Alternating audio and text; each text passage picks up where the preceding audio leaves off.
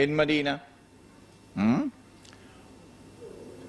The second thing which is common to all six, which the Prime Minister of Malaysia has only now understood, when the sun is already setting, is that in all six,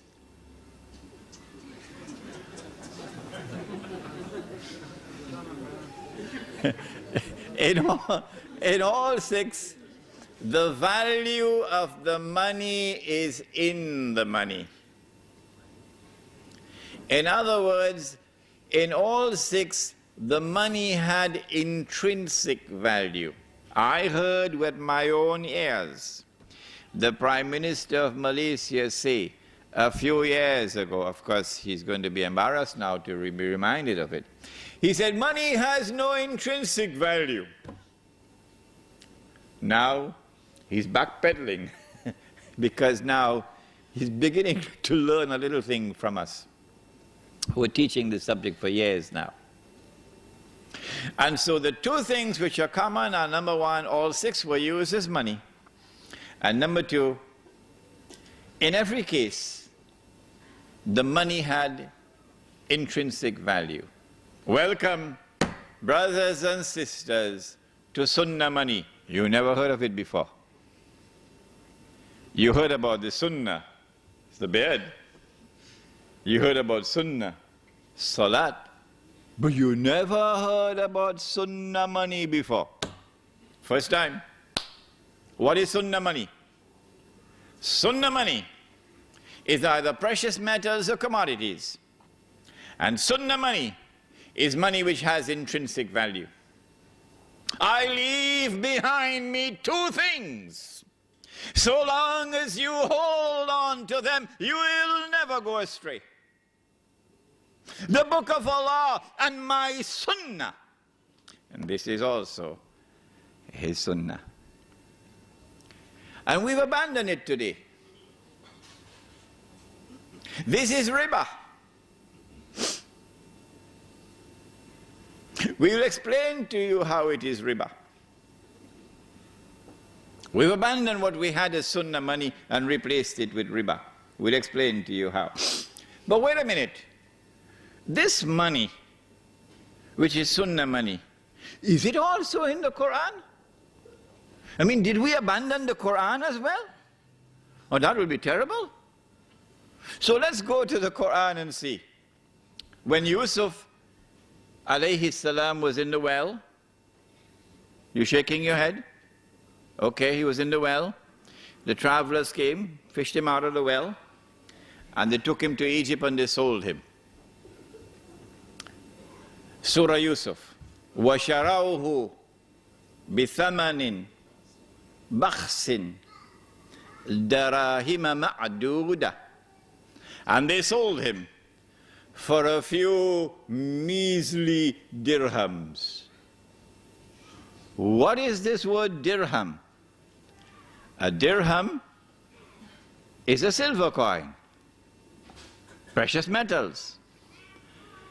And then there is this ayah also in the Quran, in Surah Al Imran, where Allah subhanahu wa ta'ala addresses the double standards of the Jews. And remember, it is not Imran Hosein who is speaking, it is Allah subhanahu wa ta'ala. So if they want to arrest anyone, they're going to have to arrest Allah subhanahu wa ta'ala. Let them try to do that now. وَمِنْ أَهْلِ الْكِتَابِ مَنْ إِنْ تَأْمَنْهُ بِقِنْطَارٍ يُؤَدِّهِ إِلَيْكَ. And amongst the Ahlul Kitab, here it is the Jews, there are those who, if you entrust them with a qintar, 1,200 gold coins, it's about 350,000 US dollars. Could you kindly keep this for me safely? When you want it back, they will return it to you. Why? Because you're a Jew.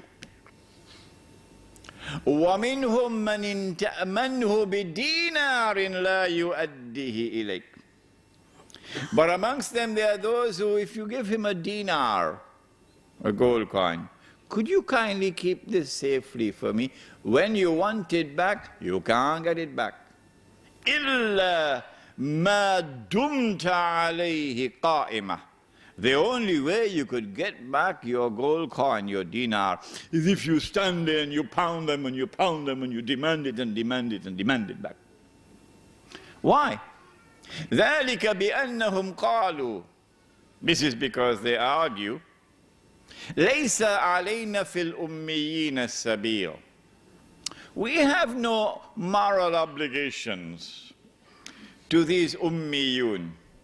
We have no obligation to maintain an ethical standard with these ummiyun.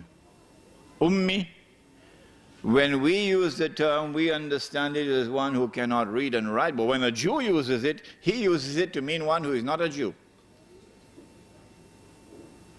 Gentile. وَيَقُولُونَ عَلَى اللَّهِ الْكَذِبَ وَهُمْ يَعْلَمُونَ. Allah said, but they tell a lie against me, and they know it's a lie. And so in this ayah of the Quran, there is the word dinar.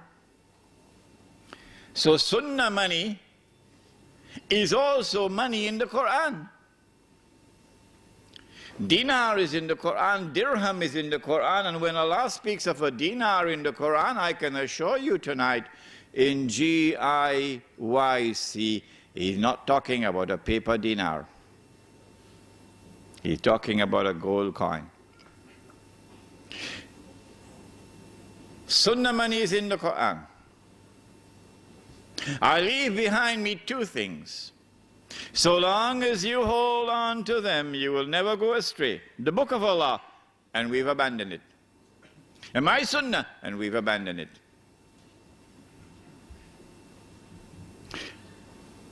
Why now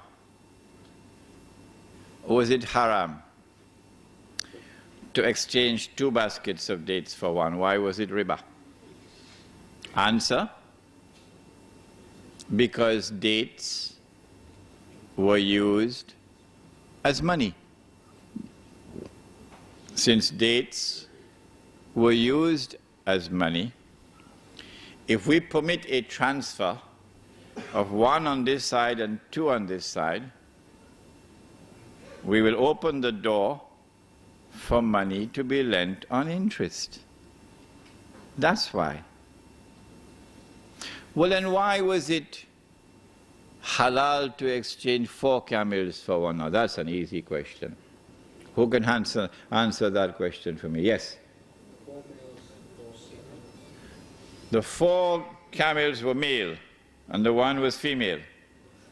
No, that's not the answer. Yes? That's the answer, correct. Because camels were not used as money. Did I tell you that story about the fellow who was paid his salary?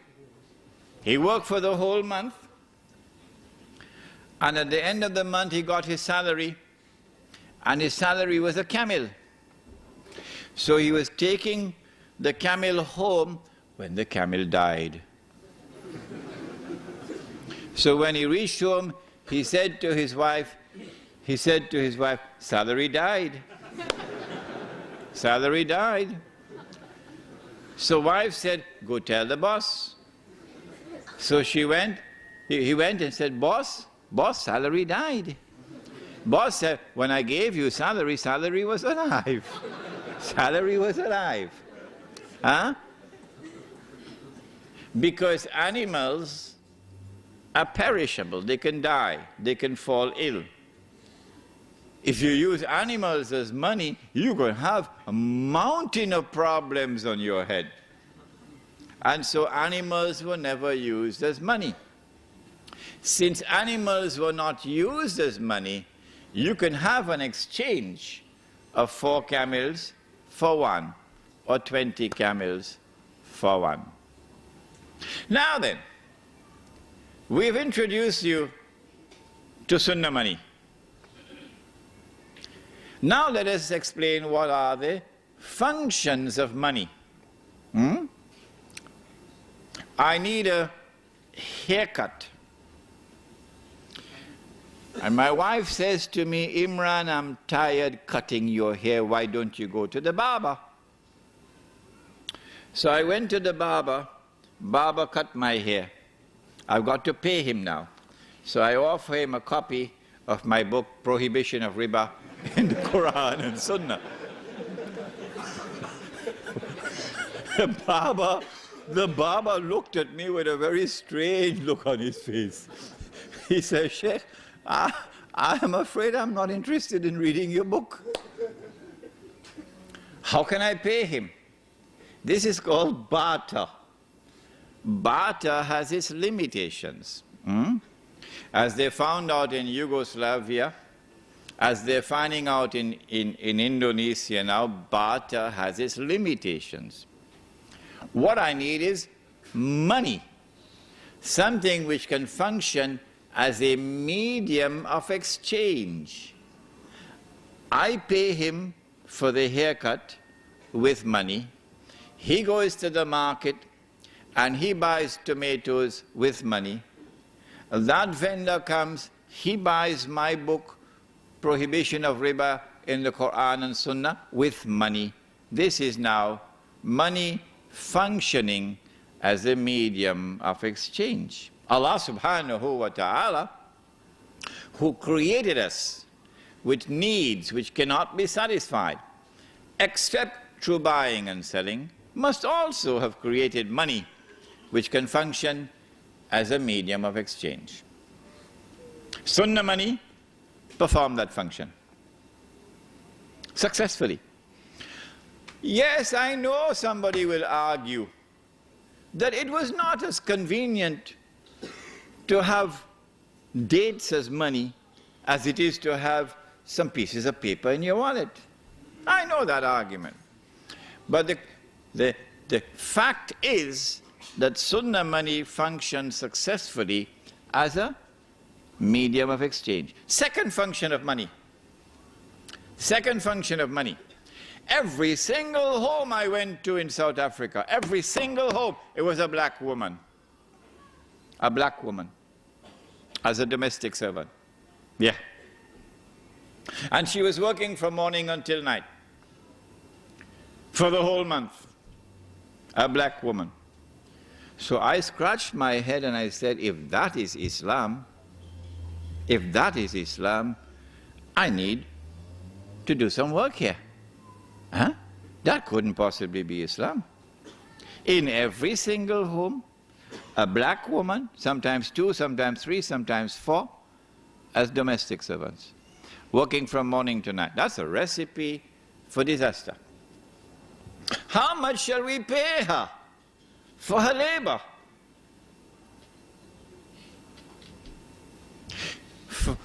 One of the functions of money now must be to be functioning as a measure of value. What is the value of the labor of that woman?